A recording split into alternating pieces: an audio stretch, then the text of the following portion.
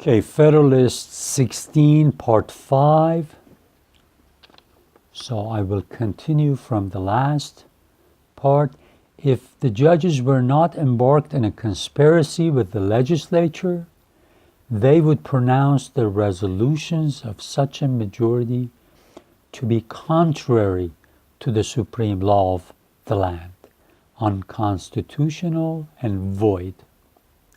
If the people were not tainted with the spirit of their state representatives, they, as the natural guardians of the Constitution, would throw their weight into the national scale and give it a decided preponderancy in the contest.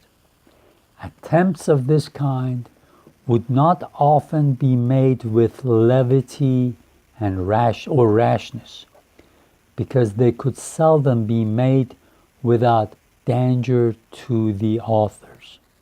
Authors, he's talking about those who might do something against this Constitution, those who designed to do something against the Constitution.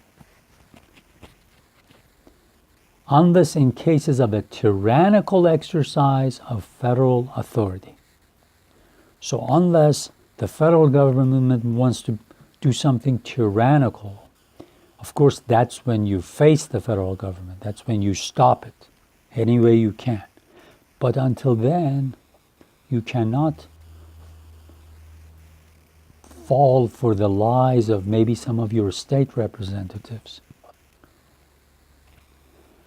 If opposition to the national government should arise from the disorderly conduct of refractory or seditious individuals, it could be overcome by the same means which are daily employed against the same evil under the state governments.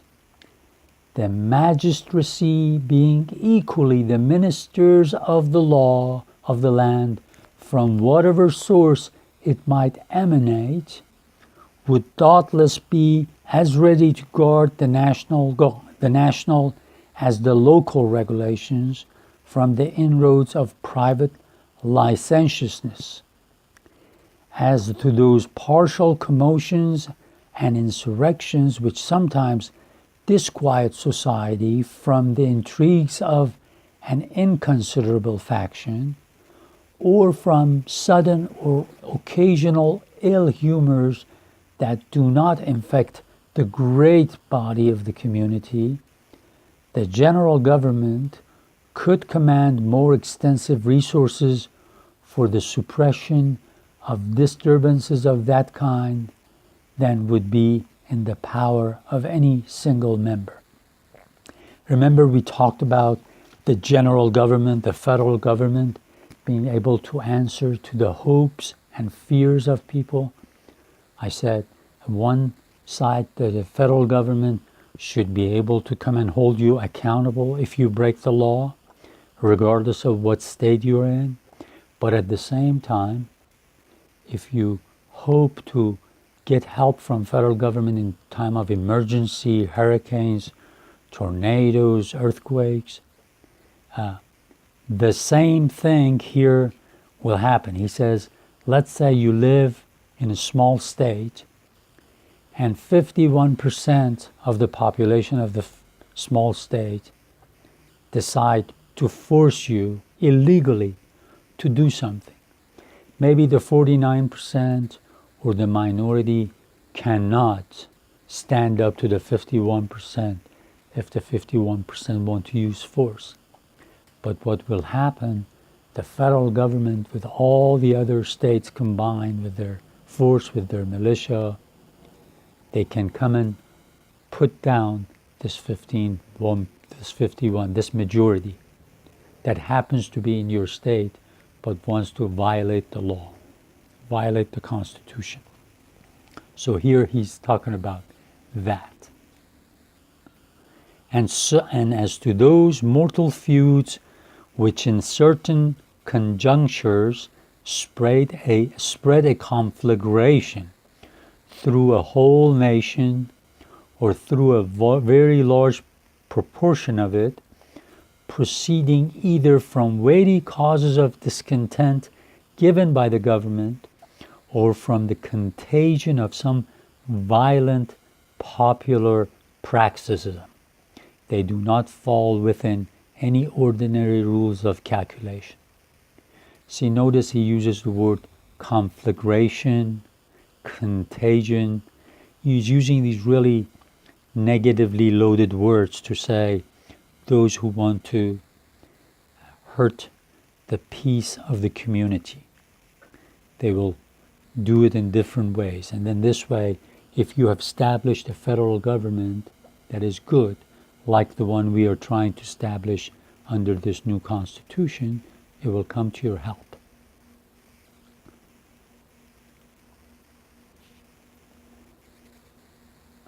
When they happen, they commonly amount to revolutions and dismemberments of empire. No form of government can always either avoid or control them.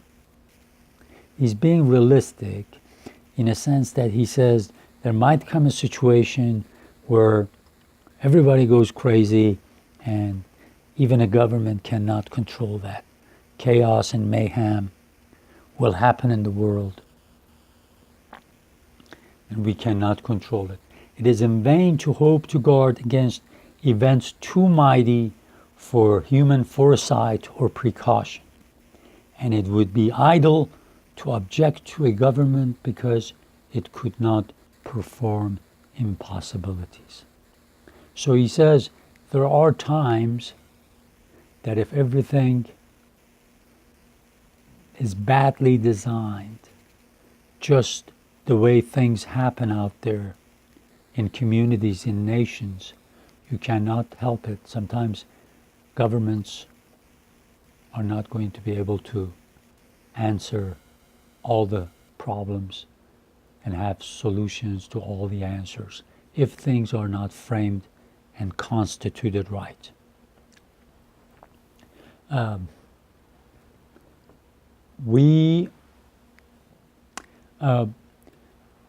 I don't have the different editions of the Federalist Papers in front of me, the different books that they have been published in.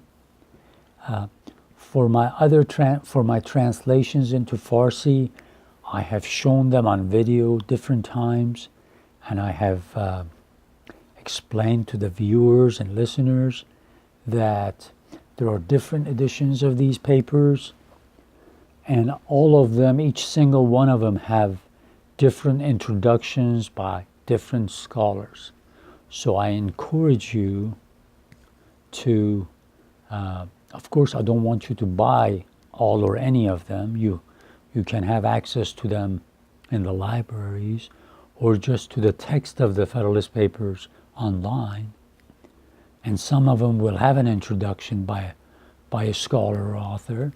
But I encourage you to look at the different introductions to different editions of the Federalist Papers. And also different Federalist Papers have different endnotes. Some of them are more detailed than the others. So it's good to keep that in mind. Make sure when you have time, look at the introductions to different editions of the Federalist Papers. And I will show you the books, some of the books, later on when I'm at the library. Thank you.